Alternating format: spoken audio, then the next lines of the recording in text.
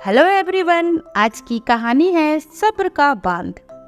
बहू की बातें सुनकर रंजन जी अवाक खड़े रह गए और उनकी आंखों से झरझर आंसू बह निकले। घर के हॉल में बैठी हुई बहू पूजा की सहेलियां तमाशा देखकर रंजन जी पर हंस रही थी। तभी तड़ातड़ दो तमाचे पूजा के गाल पर गूंज उठे। शर्म नहीं आती आपको? बाबूजी के साथ ऐसा करते हुए पूजा ने आंख उठाकर देखा तो उसके होश उड़ गए। वो जहां थी वहीं खड़े रह गए। गोपाल रंजन जी का हाथ थामा और उन्हें उनके कमरे में ले गया। रंजन जी निढाल होकर पलंग पर धम से गिर पड़े। उनकी आंखों से आंसू की धारा बह निकली। गोपाल ने रंजन जी के आंसू पोंछे और बोला, बाबूजी प्लीज आप रोइए मत, मैं अब आ गया हूँ ना। देखना आज के बाद आपकी आंखों में फिर कभी आंसू नहीं आएंगे। गोपाल ने बड़ी मुश्किल से रंजन जी को संभाला। उसी दिन सुबह सुबह रंजन जी अपने बेटे मंजीत से बोले, बेटा मेरे बाथरूम में पानी नहीं आ रहा है, जरा देख लो और बहू से कह दो मेरे लिए जरा चाय नाश्ता बना दें। बीच में ही मंजीत चिल्लाते हुए बोला, पापा आप भी हद करते हैं, क्या आपकी वजह से मैं घर में बैठा रहूं? अरे शादी आपने मेरे सुख के लिए करवाई थी या घर की देखभाल और बुढ़ापे के आराम के लिए? माँ से पूरा जीवन आप सेवा करवाते रहे, अब माँ चली गई है तो क्या मेरी पत्नी से सेवा करवाएंगे? हद होती है। क्या आपकी वजह से मैं अपनी नई शादीशुदा जिंदगी को यूं ही जाने दूं? आप जैसे बूढ़े लोगों की वजह से बेटे अपने माँ बाप को वृद्धाश्रम में छोड़ आते हैं। वो तो अच्छा है अभी आपकी नौकरी 2 साल बची हुई है, वरना आपकी वजह से जीना मुश्किल हो जाता। सच कहते हैं लोग, घर में माँ ना हो तो पत्नी को नहीं लाना चाहिए, क्योंकि अकेले पिता बेटे की भावनाओं को क्या समझेगा। रंजन जी बोले, बेटा मैं तो बस इतना कह रहा था कि थोड़ा समय मेरे साथ भी बिताओ। तुम्हारी माँ के जाने के बाद पूरा घर खाली खाली रहता है। मुझे याद है तुम तो शादी के लिए भी तैयार नहीं थे। मैंने तुम्हें कितना मनाया, तब जाकर तुम शादी के लिए माने। अब जीवन साथी क्या मिल गई, तुम अपने पिता को ही भूल रहे हो।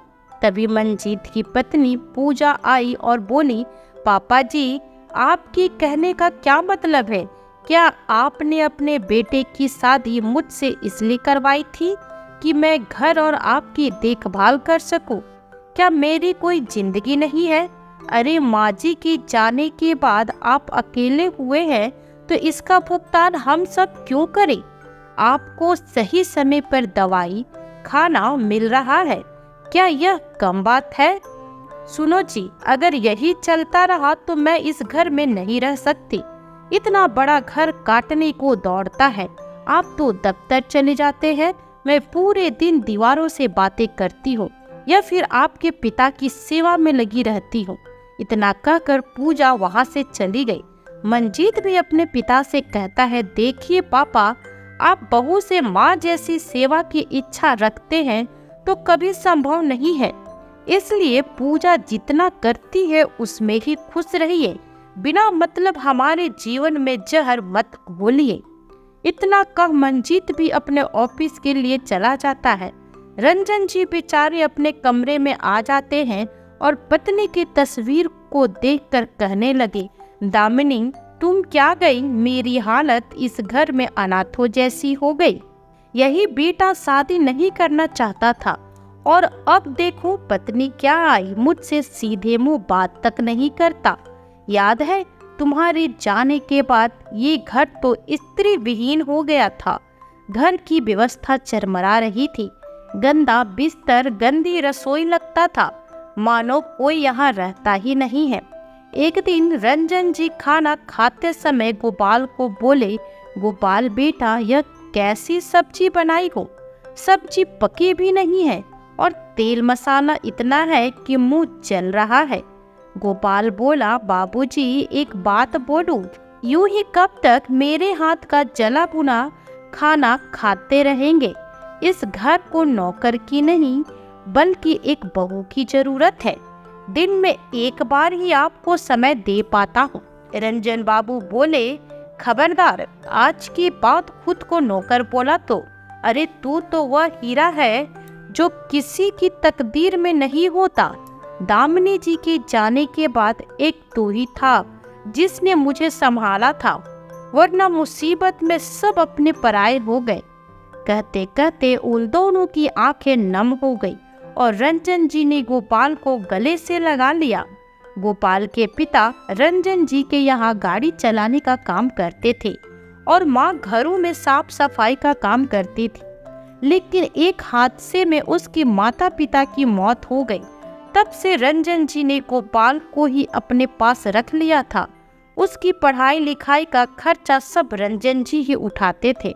रंजन जी ने मंजीत की तरह गोपाल को भी बाहर पढ़ने को भेजना चाहा, पर गोपाल ने रंजन जी को छोड़कर जाने से मना कर दिया और यहीं पर रहकर अपनी पढ़ाई भी करता और रंजन जी की सेवा भी। थोड़ी ही देर में मंजीत घर आ गया। तभी रंजन जी अपने बेटे मंजीत से बोले, बेटा मंजीत, तुम घर आ गए। तुम तो बाहर खाना खाकर आ जाते हो, एक पल भी मेरे साथ बैठते नहीं हो।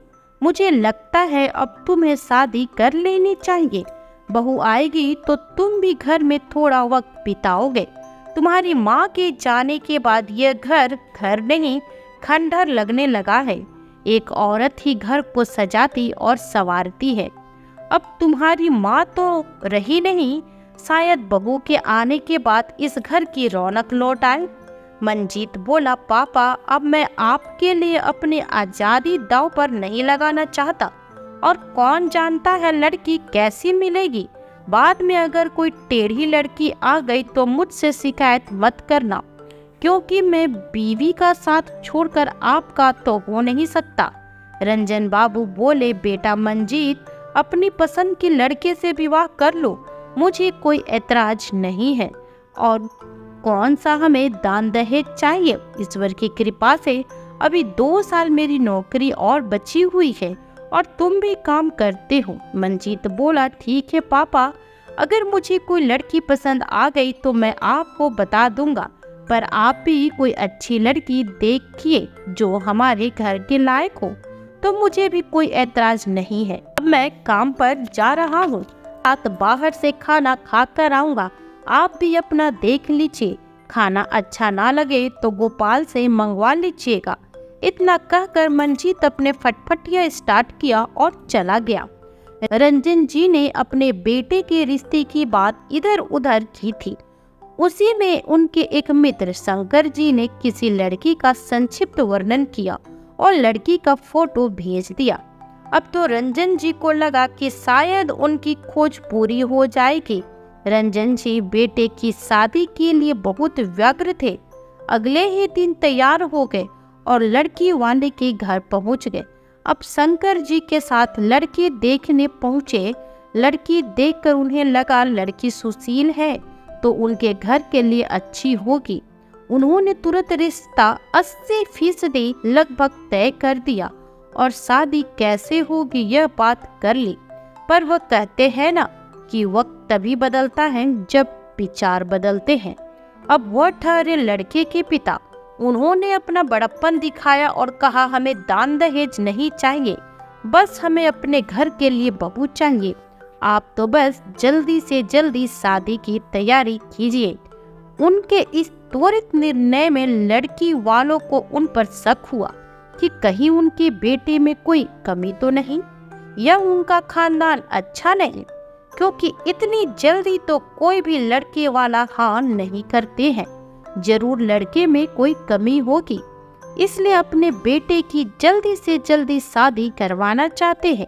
यही सब बातें लड़की वालों के दिमाग में चलने लगी। इन लड़की के पिता ने हाथ जोड़ते हुए कहा, महाशय, हमारे और आपके खुश होने से विवाह नहीं होता।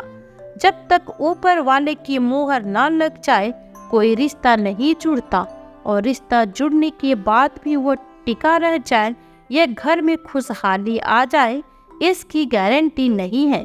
कन्या पक्ष के मुंह से ऐसी बातें सुनकर रंजन जी हैरान रह गए। उनके मित्र ने कहा, रंजन बाबू, आप कुछ ज्यादा ही सहज हो रहे हैं। आपकी उत्सुकता देखकर यह लोग आप में कमी निकालने लगेंगे। और अरे, लड़के के पिता है, थोड़ा रौब दिखाइए, वरना इन्हें लगेगा आपके लड़के में कमी है। रंजन जी बोले, मित्र, मैं तो इसलिए कह रहा था कि हमारे समय में याद है हमें, हमारे पिता कितने ही लड़की वालों को बार बार बुलाते और वापस कर देते थे। मुझे उनके लिए बड़ा दुख होता था, तो मैंने उसी समय निर्णय लिया था कि मैं कभी किसी लड़की के पिता को कष्ट नहीं दूंगा। पर यहाँ तो बात ही उल्टी हो गई। सच में जमाना बदल गया है। इतना कहकर दोनों वापस लौट आए। अगले दिन रंजन जी ने बेटे को सारी घटना बताई तो मंजीत बोला, सही बात है, आप जिस तरह से कह रहे थे लोग मुझ में ही कमी निकालेंगे और आपको मेरे लिए लड़की ढूंढने की कोई जरूरत नहीं है। मैंने लड़की पसंद कर ली है। रंजन जी बोले, चलो अच्छा है, तब तो ढोल बाजे के साथ तुम्हारा विवाह रचाएंगे। मंजीत बोला, नहीं, कोई जरूरत नहीं है, और वैसे भी मुझे दूसरे शहर जाकर कोर्ट मैरिज करना होगा, क्योंकि उसके माता पिता वहीं रहते हैं और वह उसी शहर में शादी करना चाहते हैं। रंजन जी बोले, ठीक है बेटा, कोई बात नहीं, मैं तुम्हारे साथ चलूंगा। नहीं पापा, मैं अकेला चला जाऊंगा, आपको जाने की जरूरत नहीं है। बेकार में वह लोग आपको देखेंगे तो ना जाने मेरे बारे में क्या सोचेंगे। आप घर पर रहिए, आपको बहू से मतलब है, वह आ जाएगी। इतना कहकर मंजीत अपने कमरे में सोने चला गया। लगभग 20 दिनों बाद मंजीत यह कहकर गया कि मैं 2 दिनों बाद शादी करके लौट आऊंगा, पर यहाँ 18 दिन हो गए। मंजीत बहू के साथ अभी तक लौटा नहीं, बल्कि विवाह के बाद उधर से ही हनीमून पर चला गया और फिर बहू को उसके मायके पग फेरे के लिए ले गया। रंजन जी सोचे, कैसा जमाना आ गया है। बेटा शादी करने के बाद अपने पिता को ही भूल गया और ससुराल को अपना लिया। फिर पूरे 20 दिन बाद मंजीत अपनी पत्नी पूजा को ले जैसे ही घर के दरवाजे पर आए तो पड़ोस की सालू कलश और आरती की थाल लेकर गई। पूजा ने उसे यह कहते हुए हटा दिया कि मेरे ऐसे बुरे दिन नहीं आए कि घर की नौकरानी मेरी आरती उतारे। हटाओ ये सब कलश वलश, मुझे इन सब चीजों में विश्वास नहीं है, नहीं तो मैं ही तुम्हारी आरती उतार दूंगी। ससुर जी के भी पैर नहीं छुए और इधर उधर देखते हुए पूजा मंजीत से धीरे से बोली, यह घर है या खंडरई? कम से कम मेरे आने से पहले इस घर का रंग रोगन ही करवा लेते। रंजन जी की खुशी देखकर मंजीत बोला, पापा, आप इस घर के लिए बहू लाने के लिए कितने व्यग्र थे, परंतु आपने बहू के आने की खुशी में क्या किया? न घर की रंगाई पुताई करवाई, न ही साफ सफाई। फालतू में कहते रहते थे कि बहू आएगी तो घर में रौनक आ जाएगी। यही होती है रौनक। जीत बोला, गोपाल, तुम अगर अच्छे से खाना नहीं बना सकते तो काम छोड़ दो, मैं तो काम वाली रख लूंगा। और हाँ, अब घर में कौन सा काम और कैसे करना है यह तुम्हें तुम्हारी मालकिन बताएगी। बिना इससे पूछे किसी चीज को हाथ नहीं लगाओगे। नौकर हो, नौकर की हद में रहो। इतना सुनकर गोपाल की आंखों में आंसू आ गए। रंजन जी बोले, बेटा मंजीत, तुम यह कैसी बातें कर रहे हो? गोपाल इस घर का नौकर नहीं बल्कि इस घर के बेटे की तरह है। पापा, मैं कुछ नहीं जानता, इसे अपने हद तक ही सीमित रखिए। इतना कहकर दोनों अपने कमरे में चले गए। पूजा मंजीत से बोली, मंजीत, क्या हमारे कमरे में एसी लगा हुआ है? क्योंकि मैं इतनी देर यहाँ रुक नहीं सकती। मंजीत बोला, हाँ हाँ चलो ना, पापा के कमरे में एसी लगी हुई है। इतना कहकर वो पिता के कमरे में गया। रंजन जी अपने कमरे में आराम कर रहे थे। बहू बेटी को देखकर उठ खड़े हुए और बोले, कोई बात है क्या बेटा? मंजीत ने गुस्से भरे आवाज में कहा, अपने कमरे में आपने एसी लगवा ली है। एक बार भी आपने सोचा कि घर में बहू आने वाली है तो उसके कमरे में भी एसी लगवा दूं? इस पर रंजन जी ने कहा, ठीक है बेटा, कल ही तुम्हारे कमरे में एसी लगवा देता हूँ, आज रात बस एडजस्ट कर लो। मंजीत दंदनाते हुए बोला, पापा आप क्या चाहते हैं कि वह बेचारी गर्मी में मर जाए?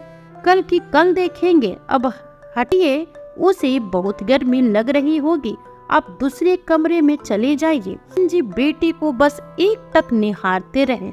अगले दिन रंजन जी दफ्तर जाने के लिए तैयार हुए और पूजा को आवाज लगाए, बहू अगर मंजीत के लिए चाय बना रही हो तो मेरे लिए भी बना दो, और हो सके तो मेरे खाने का डब्बा पैक कर दो। अब तुम आ भी गई हो तो कम से कम ढंग का खाना तो मिले। पूजा बोली, हेलो पापा जी, मैं यहाँ रसोई संभालने नहीं आई हूँ। आपको पता है मैं भी काम करती हूँ, वो अलग बात है कि मैं ऑनलाइन काम करती हूँ, तो यहाँ आना भी नहीं चाहती थी। वह तो मंजीत की वजह से मैं यहाँ आ गई, मुझसे कोई उम्मीद मत रखिएगा। हाँ, अगर मैं खाना बनाऊंगी तो आपको भी खाने के लिए दे दूंगी। इतना कहकर वो मंजीत से बोली, मंजीत मुझे इस किचन के बारे में कुछ भी पता नहीं, तो आज तुम बाहर खाना खा लेना, कल से मैं तुम्हारे लिए ब्रेड ऑमलेट ब्रेकफास्ट में बना दिया करूंगी। अब मैं सोने जाऊं? मंजीत बोला, हाँ हाँ जाओ, तो आराम करो, मैं बाहर खा लूंगा।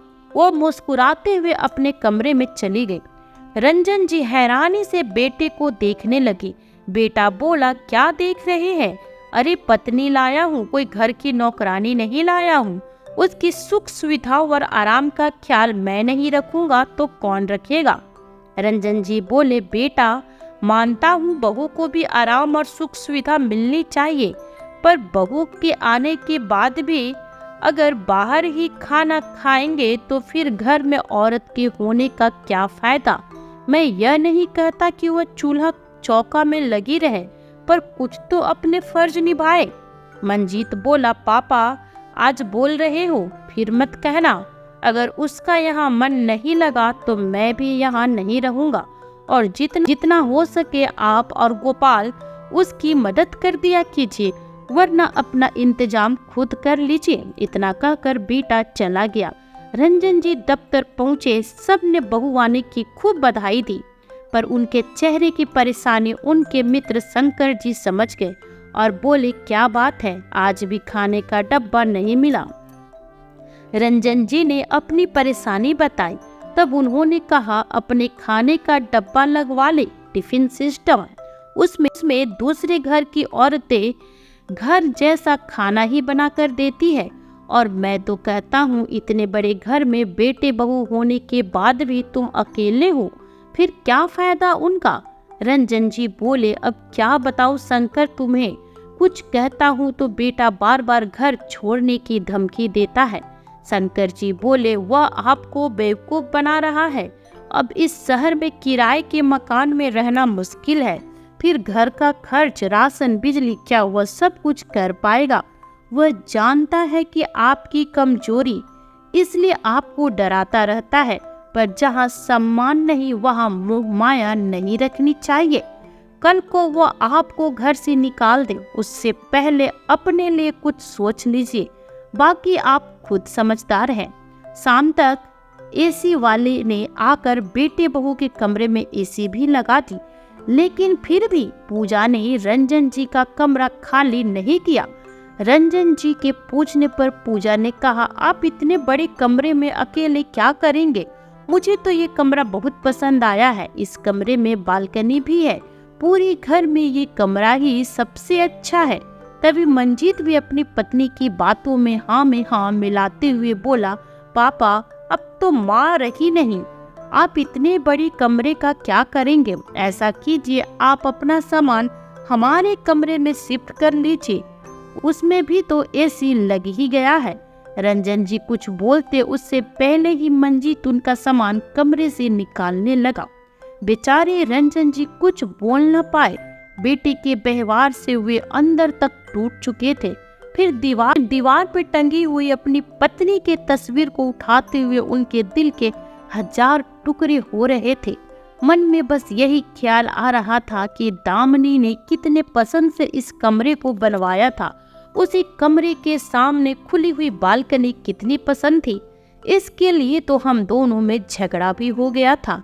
कहती थी, जब मैं नहीं रहूंगी तब आप इसी बालकनी में अपनी सुबह की चाय पीना और मैं हवा के झोंकों के साथ आकर अपने होने का एहसास करा जाऊंगी। अचानक कुछ गिरने की आवाज आई और रंजन जी अपनी यादों से बाहर आए। तभी मंजीत ने कहा, क्या हुआ पापा, आप कहाँ खोए हैं? तब रंजन जी अपनी पत्नी की यादों को उनकी तस्वीर के साथ अपने सीने में समेटे हुए आंखों में आंसू लिए अपने कमरे से निकल दूसरे कमरे में चले गए। फिर दूसरे दिन पूजा सुबह सुबह ही रंजन जी पर चिल्लाती हुई कहती है, पापा जी ये क्या तरीका है? जब आपका बाथरूम है तभी आपने मेरे बाथरूम का इस्तेमाल कैसे किया? आपको कोई भी बात एक बार में समझ में क्यों नहीं आती?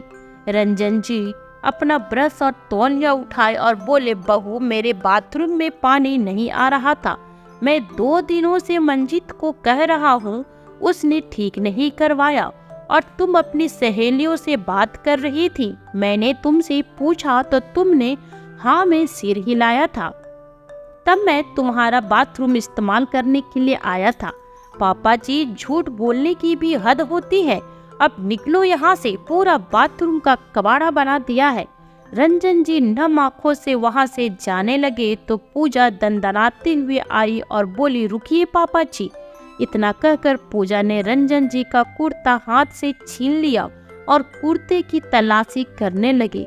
रंजन जी बोले, बहू तुम ये क्या कर रही हो? बरामदे में बैठी तुम्हारी सारी सहेलियां मुझे देखकर हंस रही है। वो क्या सोचेंगी मेरे बारे में? पापा जी तो क्या आपको ऐसे ही जाने दे? चेक तो कर ले कि आपने मेरे कमरे से कुछ कीमती सामान तो नहीं उठाया। बहू की बातें सुनकर रंजन जी अवाक खड़े रह गए और उनकी आंखों से झरझर आंसू बह निकले। बरामदे के हॉल में बैठी पूजा की सहेलियां तमाशा देखकर रंजन जी पर हंस रही थी। तभी तड़ातड़ 2 तमाचे पूजा के गाल पर पड़े। भाभी जी शर्म नहीं आती आपको? बाबूजी के साथ ऐसा करते हुए? पूजा ने आंखें उठाकर देखा तो उसके होश उड़ गए और वो जहाँ थी वहीं खड़ी रह गई। गोपाल ने रंजन जी का हाथ थामा, उनके कमरे में ले गया। तभी कुछ देर बाद मंजीत घर में आया और बोला, क्या पापा रोज रोज आपकी वजह से हमें परेशानी हो रही है? आप अपने कमरे तक ही सीमित रहा कीजिए। रंजन जी बोले, बेटा घर मैंने इसलिए नहीं बनवाया था कि घर में सीमाएं बांधी जाए। पूजा बोली, देखा तुमने कैसी बातें करते हैं ये? मैं कह रही हूँ ना, इस घर में मैं नहीं रहूंगी।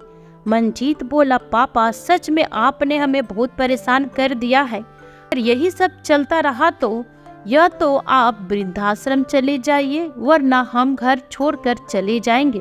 फिर रहिएगा इस घर में अकेले, कोई पानी देने वाला भी नहीं होगा। इतने में गोपाल रंजन जी के लिए खाना लेकर आया तो मंजीत तमक कर बोला, तुम्हारी हिम्मत कैसे हुई मेरी पत्नी पर हाथ उठाने की?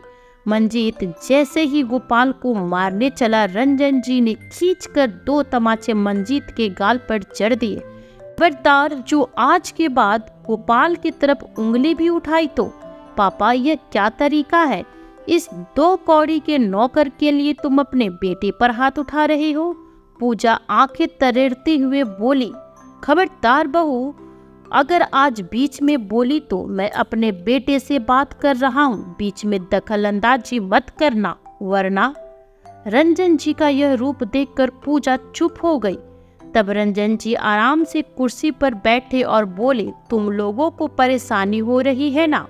तो बेटा मैंने बहुत सोच लिया। मुझे लगता है मेरी वजह से तुम लोग भला क्यों परेशान हो?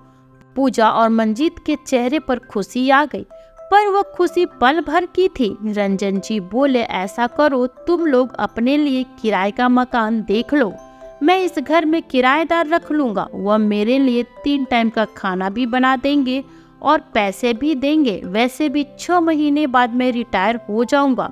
सोचा था बहू आएगी सेवा करेगी, पर 1 साल से ऊपर हो गया, सेवा तो छोड़ो रोज अपमान मिलता है। मंजीत धीरे से पत्नी के कान में बोला, यह क्या हुआ? यहाँ तो हमारी चाल उल्टी पड़ गई। अगर हम यहाँ से चले गए तो सोचो, किराए के घर का किराया, बिजली बिल, पानी का खर्चा और काम वाली का खर्चा कौन भरेगा? फिर हम अपने पैसे कैसे बचाएंगे? यहाँ तो पापा खर्च करते हैं। पूजा ने इशारा किया तो मंजीत बोला, ठीक है पापा, थोड़ा आप एडजस्ट कर लीजिए, थोड़ा हम कर लेंगे। रंजन जी बोले, नहीं मैं तो एडजस्ट नहीं करूँगा। तीनों टाइम ढंग का खाना और मेरे कमरे की सफाई नहीं हुई तो मेरा काम नहीं चलेगा। तुम लोगों को 2 दिनों का समय देता हूँ, सोच लो। अगर तुम लोग यह सब कर सकते हैं तो ठीक है, वरना घर खाली कर दो। और हाँ, इस घर का आधा हिस्सा गोपाल यानी मेरे दूसरे बेटे का होगा। इतना कहते हुए वह अपने कमरे में चले गए। 2 दिन में ही बेटे बहू के होश ठिकाने आ गए। अब गर्मा गर्म खाना टेबल पर मिल जाता था, कमरे की सफाई हो जाती थी और मजाल है कि कोई एक ऊंचा शब्द भी बोल दे।